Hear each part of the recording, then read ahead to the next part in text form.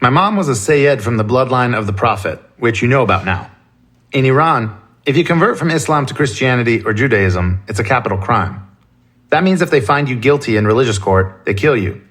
But if you convert to something else, like Buddhism or something, then it's not so bad.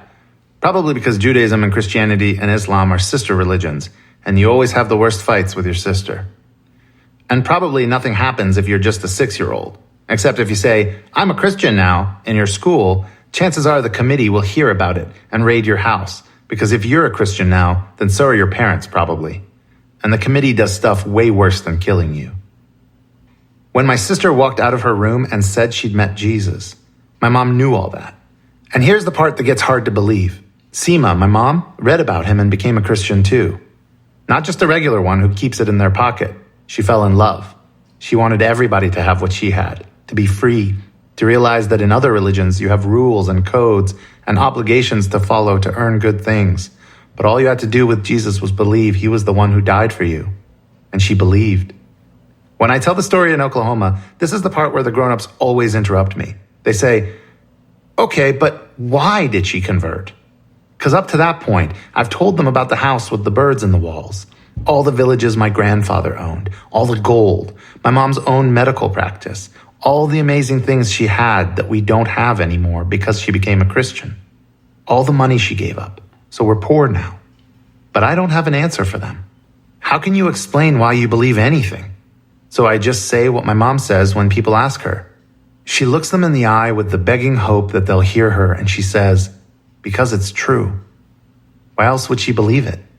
It's true, and it's more valuable than $7 million in gold coins and thousands of acres of Persian countryside and 10 years of education to get a medical degree and all your family and a home and the best cream puffs of Jolfa and even maybe your life.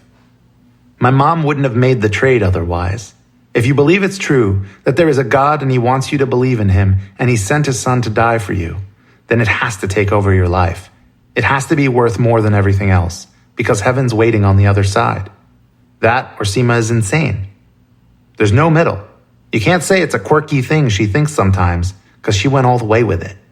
If it's not true, she made a giant mistake. But she doesn't think so.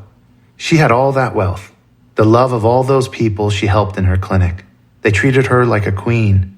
She was a Sayyid, and she's poor now. People spit on her on buses.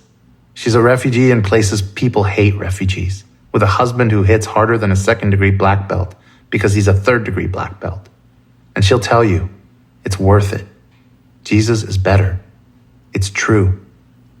We can keep talking about it, keep grinding our teeth on why Seema converted, since it turned the fate of everybody in the story. It's why we're here hiding in Oklahoma.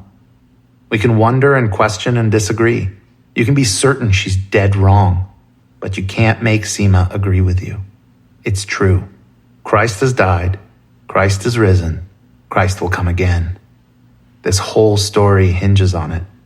Seema, who was such a fierce Muslim that she marched for the revolution, who studied the Quran the way very few people do, read the Bible, and knew in her heart that it was true.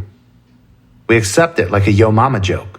If someone says, yo mama's so dumb, she sold her car for gas money, you don't say, yeah, but why? Was she properly aware of the long-term consequences? You just accept the premise that yo mama is dumb, and we move on from there. Maybe you lay down some facts about his mama. My mama is not dumb, by the way. So when you're evaluating whether she's sincere in her belief or a lunatic, you should know she's got more degrees, speaks more languages, and has seen more of the world than most people you know. And how do you know anything for certain anyway?